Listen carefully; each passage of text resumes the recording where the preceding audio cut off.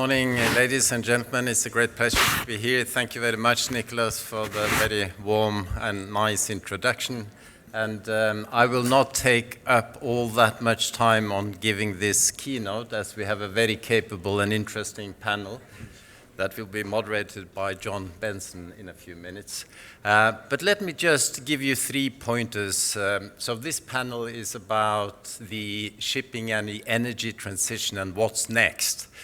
I think there are 3 major things happening now that makes a really great impact to the shipping and the maritime industries. First and foremost, we have geopolitical tensions rising, and that gives certainly some impact to very unpredictable markets.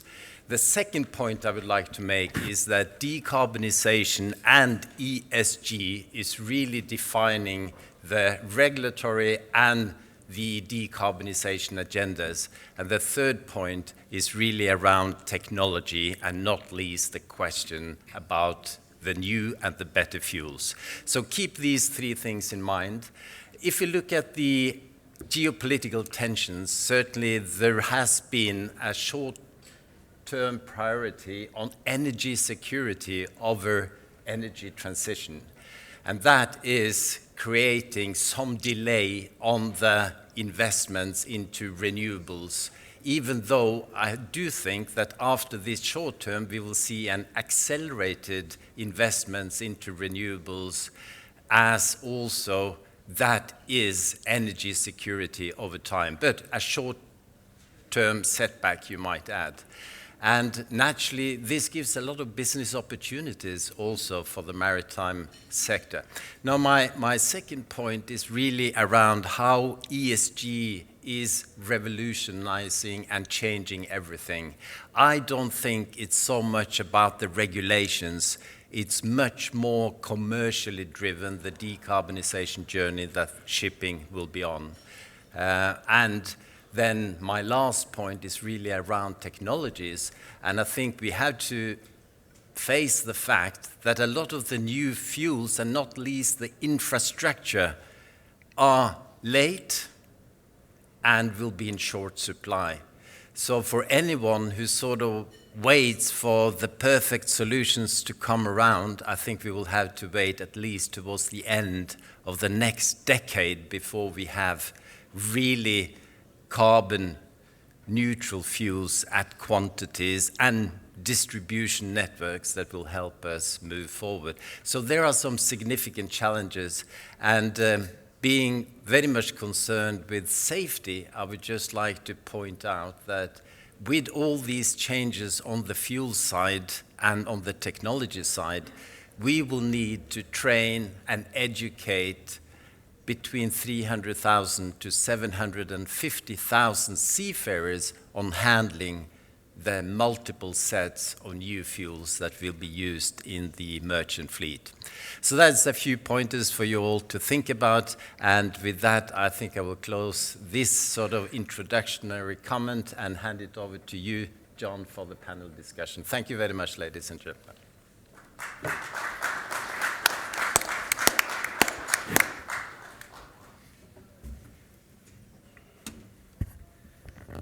Stay perched here for now. Thanks very much for those introductory remarks. We're here obviously to talk about energy transition and shipping, and we have a great panel for that. And I'm sure everybody here is well known to most, if not all, but just if you wouldn't mind, if we could just go down the panel and everybody briefly introduce themselves to hopefully provide some additional context for our conversation. Mark, if you wouldn't mind. We are live. Yes, very good morning. Thank you to Capital Link for inviting me. My name is Mark O'Neill. I am CEO and President of the Columbia Group. Hello, good morning. I'm Semiramis Paliou. I'm the CEO of Diana Shipping Inc., a dry bulk shipping company listed on the New York Stock Exchange.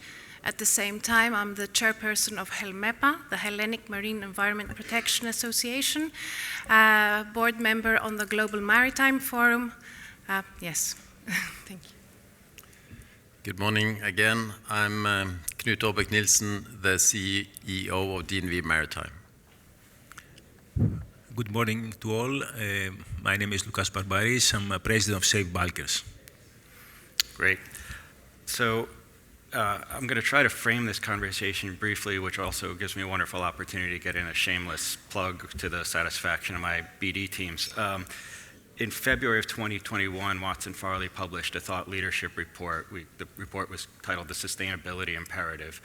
And that report drew on a bunch of in-depth interviews as well as a survey across the industry of approximately 500 executives and participants in the space. These were all related to matters relating to ESG, including the energy in shipping. And very coincidentally, this week we will be publishing an update to that report, a follow-up, which draws down that information. Again, it gives me an opportunity to get in a plug, but I also think while that information taken in a vacuum is quite interesting, what's really interesting is to compare the data we got in 2021 to the data we now have, and to spot some trends, and to some, I don't think they're all surprising, but I think some of them might be. So starting from there, in our initial survey, LNG and LPG were the clear favorites. Around 60% of respondents identified them as an alternative fuel they were considering in the next 5 years. In this new survey, in our bring down here, only 35% are identifying those two as viable options going forward, or that they're focused on. Does that drop off in such short a period of time surprise you? And what do you think the drivers of that? So maybe if we'll just start down the line, Mark. Yes, well, I'm just having a flashback as you were talking. The last time I was here was back in 2018, and it was just after my daughter's 18th birthday party, and I just cleared up the party and then got on a plane to come here. So I was still in a state of shock, so I just had an awful flashback of sitting on this panel. Look, I was thinking that the title of this panel discussion, What Next? And I have to say, where the Columbia Group is doing more and more in the Middle East and working more and more closely with some of the energy majors in the Middle East, and we're seeing an upswing, not a downswing, an upswing in the dedication to extraction and processing of fossil fuels. Do we really believe that, given the peripatetic and fragmented nature of shipping sector, that a fossil-free, a carbon zero future is what is in front of us? And I'm sorry to say that proposition doesn't stand up to scrutiny, particularly when you look also at the geopolitical situation that we currently face, where you have the relations between the US, China, Europe, India, Russia, ever coming more and more into the fore. Do we really believe that this is an environment in which the green revolution can or should take place? And equally, do we really believe that the narrative, the decarbonization narrative, is indeed the right one? Decarbonization or net zero suggests no carbon, but is the correct narrative perhaps carbon reduced or emission capture or carbon capture? I think we're all jumping onto the decarbonization bandwagon for all the wrong reasons, where the vast majority of the world will simply not be able to go to a carbon-free fuel sources in the near future. So I think the narrative needs to change. I think we need to be talking about carbon capture, carbon reduction, better optimization, rather than net zero and carbon neutral. I read an interesting article over the weekend about the automotive industry, and interestingly that VW is committing to petrol and diesel engines over and above electricity. Now, this is a massive, as we all know, the VW Group is the biggest, one of the biggest, if not the biggest, motor car manufacturer in the world. They've decided to put their bets on petrol and diesel engines, and they're probably not wrong. probably, if they find the technology to capture the carbon and then get rid of that carbon or process that carbon, then there is a future for fossil fuels, for diesels, for petrol, for HFO, etc. So I think the whole narrative, shipping where next, we have to look in the wider picture. And I think we're in danger of going down the green revolution, or getting on the green revolution bandwagon for all the wrong reasons, bearing in mind that our investments are long investments and we have to make the right investment, and therefore I think the industry cries out for flexibility of fuels, and flexibility which includes fossil fuels, certainly for all of our lifetimes here in this audience, I think. So with that as context here, does that drop off, identifying the report, surprise you, and do you think it might be driven in part because, as Mark said, the market has maybe not embraced the correct narrative at this point, that a fixed fossil-free solution isn't really the correct narrative to be discussing right now? Yeah, I think that the thing is we're in a transitional phase, and we're actually discovering things constantly. We used to be talking about a tank-to-wake measurement of the emissions of carbon emissions. Now we're talking about the life cycle of our fuels and the well-to-wake emissions. So it's logical that back in 21, when we were considering, I think, and maybe Knut, you know more about this than I do, but we were talking about wake-to-tank emissions. So LNG seemed to be the solution because there is a moderate reduction of CO2 when you measure it as such. But when you start measuring it on a life cycle basis, LNG doesn't seem to be the solution. So obviously, within these couple of years, things have changed and the way we are measuring emissions has changed. Also, there is the concern of methane slippage, which is something that still technology hasn't found a way to reduce. I'm very confident that they will find a way to do that. But for the time being, this is another reason why LNG seems to be less favorable than previously. And one additional cause also, due to the energy disruption that we just talked about, LNG is too expensive today. So even though dual fuel LNG ships do exist, are sailing at the moment, operators decide to burn carbon-based fuel rather than LNG because it's too expensive and it doesn't make sense. So I think these are three reasons why LNG today is less favorable, but that doesn't mean it won't be favorable in 5 years again. Interesting. Knut, may I ask you the same question, and drawing on the responses we've had, do you think the drop in those results is, again, around the narrative, or is it purely driven by expense, or perhaps technology and available technology now and prospects on the horizon? Is that for me? Yes, please. Well, there's a couple of things. We need to sort of keep the long-term ambition in mind, because I think everyone realizes that we have to, say, decarbonize the shipping industry. And then that is an ambition that we all share, and naturally the next generation certainly is a stronger driver for that. The question, the really dilemmas is that we have not really viable options today that will make that transition be speedy. So if I look now to the order book, there is nearly 900 dual fuel LNG vessels on order, which is quite a significant uptake of the last few years.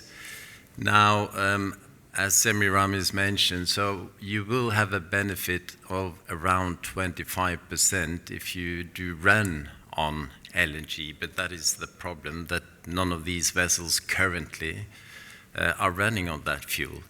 There is also, we have to realize that LNG is hydrocarbon. So naturally, whatever we can do on the land side, in particular on carbon capture and storage, makes a great, say, progress to move that fuel source into what is called the synthetic LNG, or the e-LNG.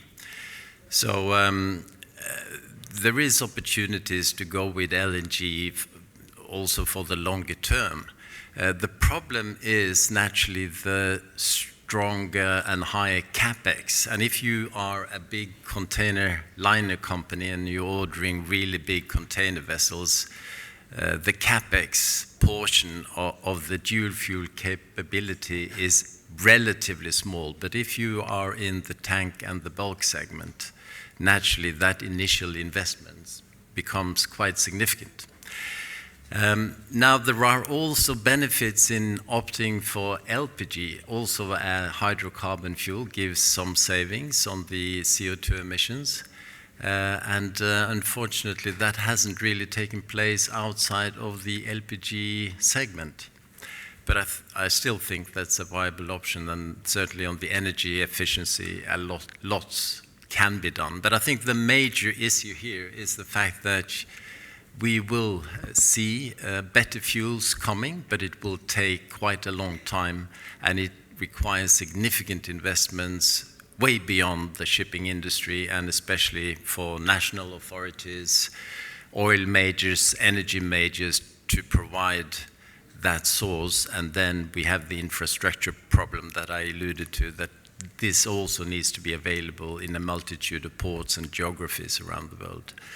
So, yeah, in short, I think we all would like to see it happening faster, but I think the reality sort of dictates that this is going to be a rather slow transition, and then it becomes really important that we do everything that we can now rather than wait for the perfect or the ideal solution. So that would be my sort of final remarks. Interesting. Loukas, if we could ask you, in our report, in this context, most respondents identified 4 different alternative sources of fuel as ones that they were considering in the next 5-year span. What needs to be taken into account, and what are the real main drivers for that? Because that just seems like a lot. I mean, it just seems to indicate more uncertainty than anything else to me. Look, as people said before, and I share this opinion, LNG looked as a very good option because this fuel exists today. It can be transported. It has a huge capex at the beginning, and right now it's also very expensive to acquire, but still it could have about 20-25% lower emissions, and for a 30% ship is very, you could go easily to 50% reduction of CO2 emissions, which is a very good target for 2030. Now, the alternatives for all this, I would consider, for example, that an LNG vessel would be going with could go in the future with biomethane, which is also a solution. But again, this cannot be implemented now. And we have other options which have not been yet fully explored. Maybe we will see futures with dual burning methanol, dual methanol ships. And again, methanol is a gray, it comes from fossil. There is effort, but today we have such engines. We may have ammonia ships, which still is one solution, but it's toxic, and we don't have yet such dual fuel engines. They are in the phase of development. What is important to understand is that we shouldn't leave all this story as ambition. We should be focusing, and we should try to find solutions, because from the moment that we put a price on the air, because this is what effectively we're doing with all these taxation schemes, that until now we're having price for the fuel. Now we also have a price for the air that we are using, which combines, makes this CO2. The cost of energy will be substantially more expensive, and the cost of transportation will be substantially more expensive. So the solution is to create solutions which will be available worldwide. So this is the other point. We need to have not only fuels, but to have e-fuels available in networks worldwide. that will give us the opportunity, because at the end of the day, I mean, all these companies, the shipping companies are just the users. We are not the developers of the technology, nor the shipyards. So we need to have all these people to work towards this direction. So new people should be urged to provide additional solutions, and also alternative fuels should be reliable in a worldwide scale. So I'll open the floor. Another increasingly popular choice are biofuels, and that's not surprising. We've heard a lot about them at this conference, lately throughout the industry. It's not unique to shipping either. A lot of industries are starting to identify biofuels as a viable choice, which suggests to me that availability will be a problem, as well as obviously pricing. Do you see biofuels as a viable choice, a viable option going forward? Any takers? I'll take it. Yes, we're actually using biofuels at the moment. I think Safe Bulk is doing the same. It's a very easy and popular near-term solution. However, I don't think it's viable because we're competing with other industries, and as well, biofuel doesn't seem to be a scalable solution in order to supply, to cover the shipping needs. Aviation is very focused on biofuels, and we're also competing with the food industry. So it's a good solution for the time being, but I'm not sure if it is for the long term.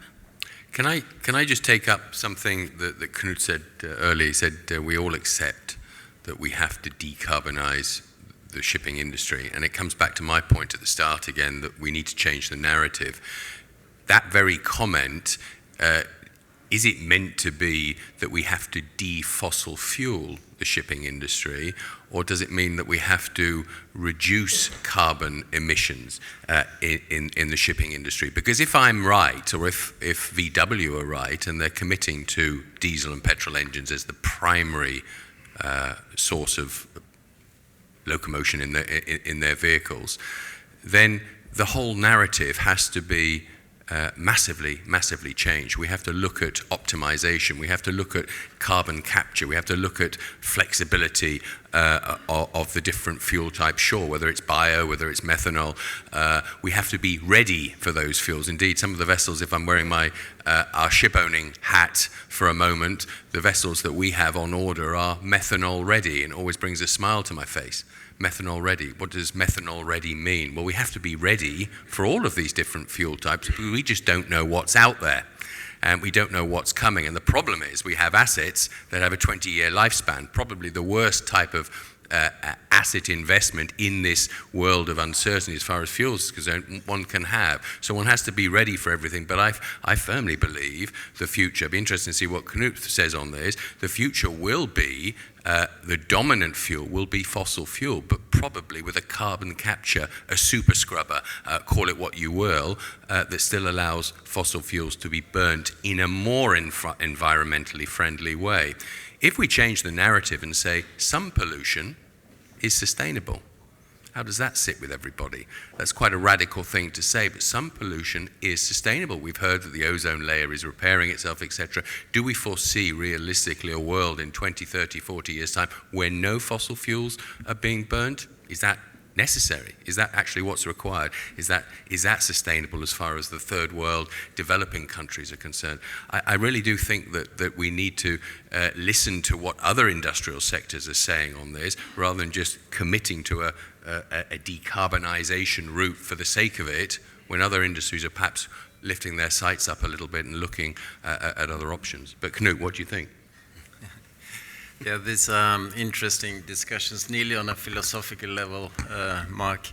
But I think what we are facing is a lot of pressure from stakeholders, and that's why I said that ESG really changes everything. And I'm very confident that not only the politicians, but also the commercial side will demand that shipping is improving on its CO2 emissions. Now, what are the solutions to go there? And I totally agree that we will have a multiple fuel future. There's not going to be one single fuel that sort of resolves the whole issue, at least not in sort of a 2050 perspective. So bio is going to be important, but it's, again, in relatively short quantities, and it has to be sustainable bio production. Carbon capture and storage, I think, is vital for the industry, not only our industry, but many industries, to have, say, a better fuel option.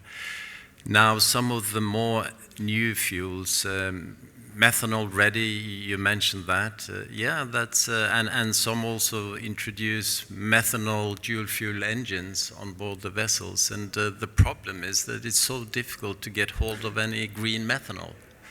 And of course, some of the big liner companies will be able to do that. But I think for the majority of the 70,000 vessels out there, it's going to be really difficult. So this will take time, but we have to explore all options. But my main point, and that is, shipping emits nearly 3% of the global CO2 emissions, and we transport around 80% of the world goods. So we have to do something, and there is a lot that we can do today. And I think if we are too sort of preoccupied with pushing this question, what is the perfect solution? How can we, get to zero carbon immediately? I think that's the wrong path. We need to look at what can we do today, and we can do a lot.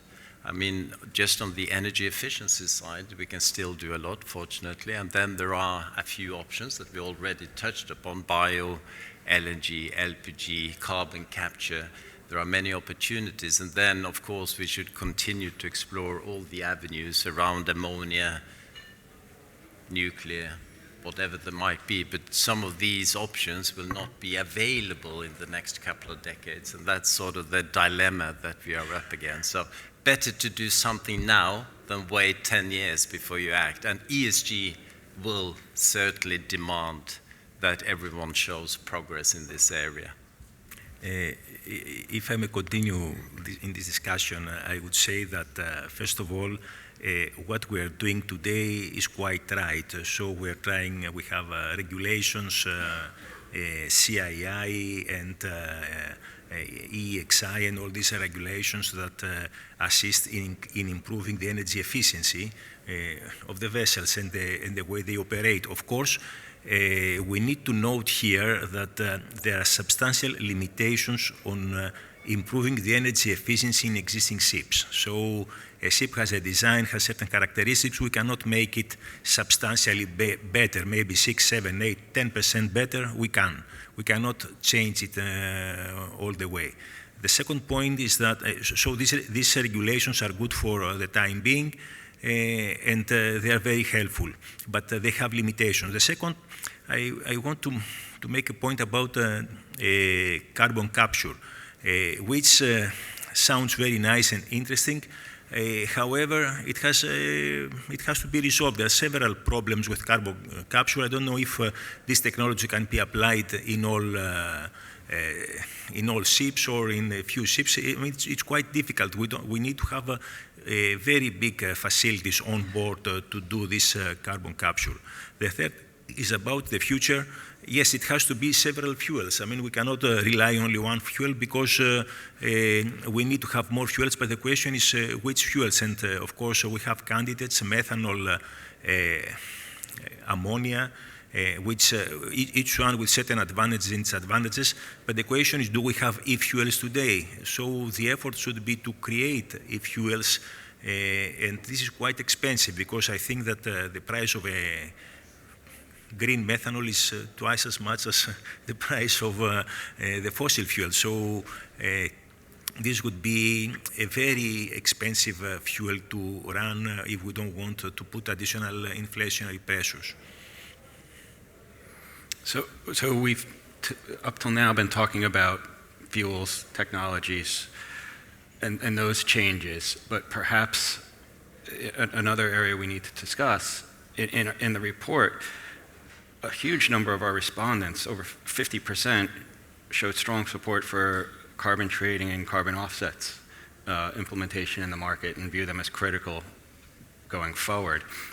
Perhaps that's a sign that there really is, on some level, a change in the narrative or an embracing of, that's not net zero. That's something slightly different, and it's a value add. But is that a positive step forward? Yeah, I think it's a very realistic and realistic outlook, and certainly when we looked at some of the technologies and IT solutions that are available now, and we're putting on a platform called OneLink Performance Optimization Solutions, which, apart from optimizing the whole vessel operation and bunker supplies and alternative fuel supplies and lube supplies, it also monitors, records, and trades the carbon capture and carbon emissions on board the particular vessels. Really, really important, and gets everybody into the right framework as well. I think this carbon monitoring, reporting, and trading offsetting is vital going forward, and that's certainly in line with the changing of the narrative and the actual acceptance that it's all about reducing the carbon footprint, not necessarily achieving zero, which may or may not be possible in all of our lifetimes, but that's certainly a very, very important part of any solution. Do others agree that carbon offsets and carbon trading will be a necessary part, at least in the very near term? Yeah, if I can add, I think it is a necessary measure in order to change the mindset and to start measuring the cost of our carbon emissions. However, we have to be a bit careful with carbon offsets. The main disadvantage is it's taking money out of the shipping industry and placing it somewhere else, maybe in the forest in the Amazonian or in Africa in a different forest. So we have to be very careful with carbon offsets, that the money is returned back into the shipping industry, so that we can reinvest and move the technology advances for our favor.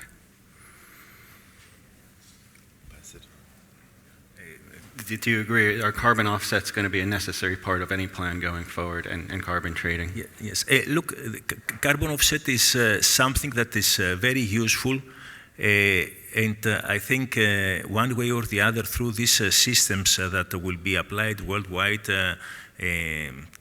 taxation schemes, etc., we will need to live with it. Again, the question goes back to the ability of developing alternatives, and this is the big problem that today, if someone is asked, let's go to a shipyard and buy an alternative fuel vessel ship, there is no possibility to find one that can use at least green fuel or any green fuel for the time being. And this is, let's be quite clear again, I think we have this sort of splendid isolation, don't we, in the shipping industry? We think we're a little microcosm living by ourselves. Carbon trading and offsetting and capture and recording is around in other sectors in much bigger way than it is in shipping. And this will be a tradable currency going forward, and should be. And multi-sectoral too. So it's happening around us, and I think we have to be aware of that. If I could circle back to the fuels themselves, setting aside what the fuels of the future will be. I don't think we have enough time to answer that completely on this panel right now, but the consensus is it will be more expensive on some level.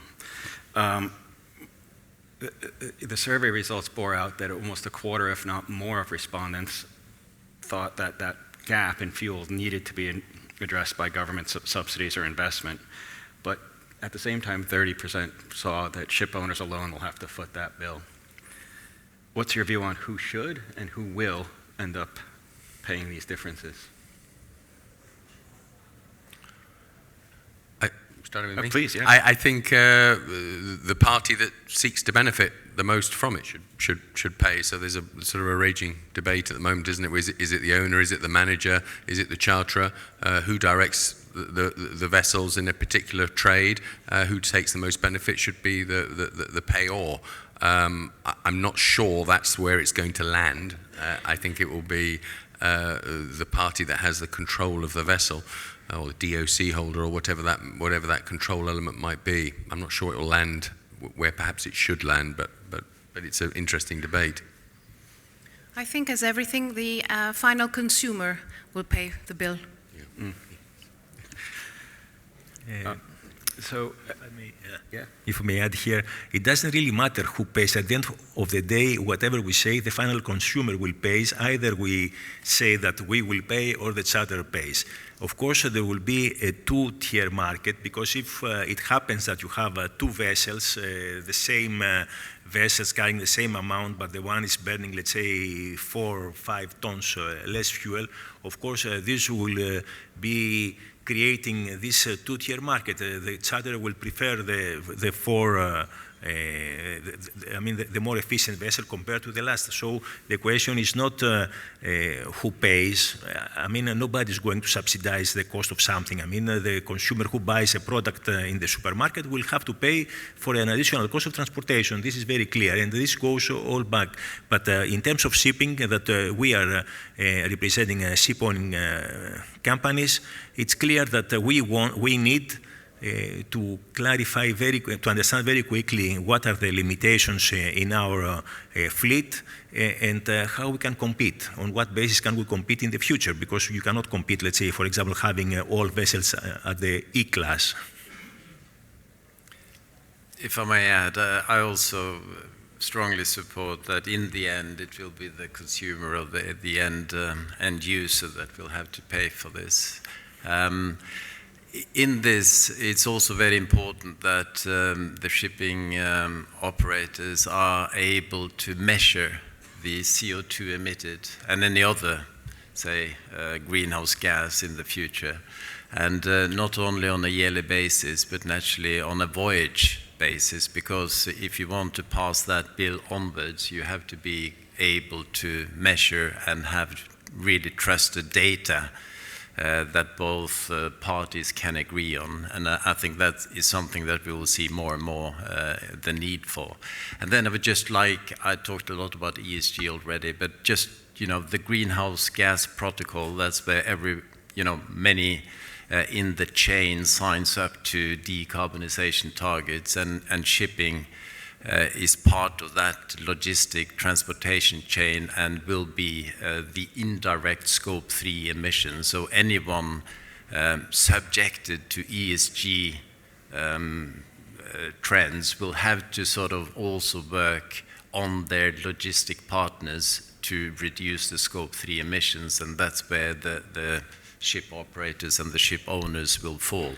And that's why I also say that this is so much commercially driven and will become much more commercially driven, as also those further up the logistic chain will need to demonstrate improved performance on reduction of CO2 gases.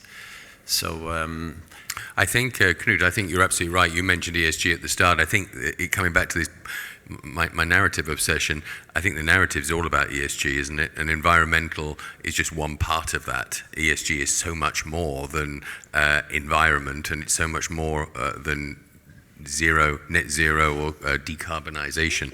The shareholders of the future, coming back to my daughter, be they voters or be they shareholders in companies, are demanding it. So, the bandwagon has started and is trundling along, and we all will have to get onto it. I think that the challenge is that we as an industry speak as one voice and try to influence the course of that bandwagon in a context where our industry is so very different from anyone else's, even from the automotive industry, where they're able to change and be more flexible much more readily than we are, where we have a 20-year asset timescale. So we really need to come together, or we will just be passengers on this journey, and that's the danger. So in the last few minutes we have left, maybe we could each do a sort of a quick wrap-up question, and I'll just frame it like this. the responses showed that across ESG goals, the expectation that the maritime industry, our respondents, would successfully address the general ESG issues we proposed to them had fallen since the earlier survey. It's gone down. They don't think we're going to reach that in the next 5 years. Why do you think that is? And what can we do to increase the likelihood of a more positive response were we to take this survey again in 2 years? Sorry, what are we not going to reach? What goals?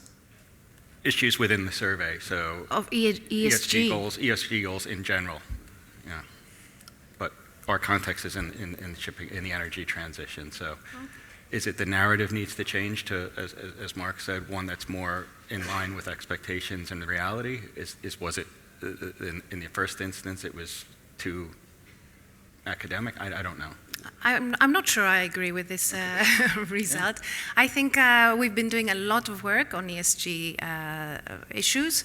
As both Knut and Mark mentioned, ESG is not only about the energy transition and emissions.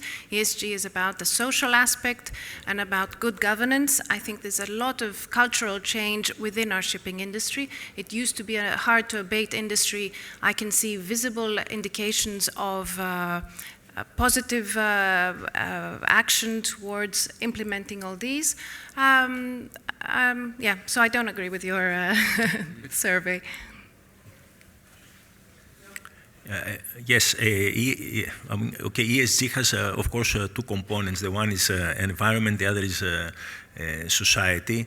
I think that we should be balancing these two components, and of course the other is governance and how we govern our companies. I think we should be balancing these two, but environment, I mean, wherever we write this report and we issue it every year, it seems to me that environment plays a major role on this and what we are doing about that, and I think that we should be instead of just being generalistic in the analysis, we should be focusing on what we are doing, and we should try to do actual things and measurable things. So setting targets and standardizing a document or a procedure where we measure what we are trying to achieve is very important. I think if I could just add too, where is the there that you're talking about? And I think we all have to be conscious of the fact that the geopolitical world is so unstable at the moment. You just get one more change, major conflict or something, and I think the goals, the there will change. I think the shipping industry is wonderfully flexible, wonderfully dynamic and adaptive, and wherever the there is, we will get there, and we always do, as we've shown through COVID.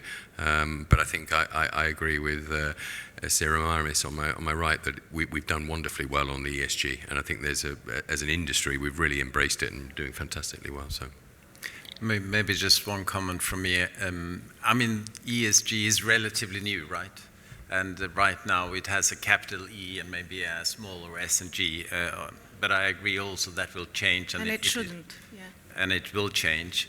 But this is still in its early days, and now it's a lot about, establishing benchmarks, knowing where you are. But then naturally the question becomes, how can you demonstrate performance improvements? And that's when it really will kick in.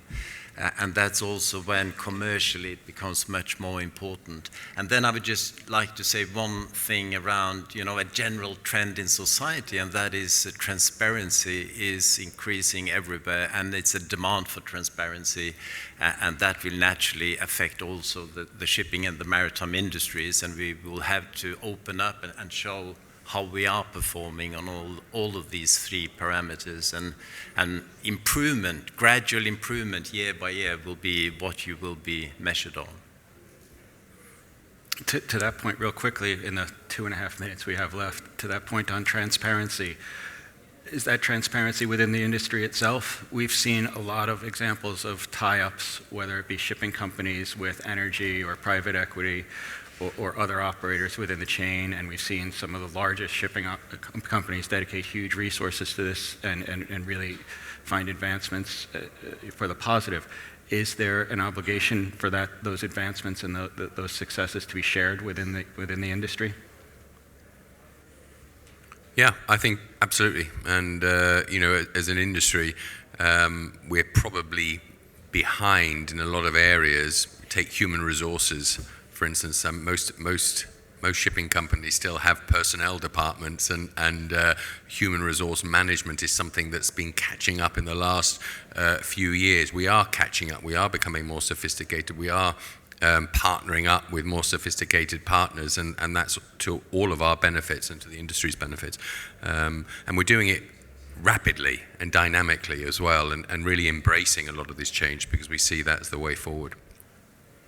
Yes, I agree. It's very important. In order to achieve our goals, we need to collaborate.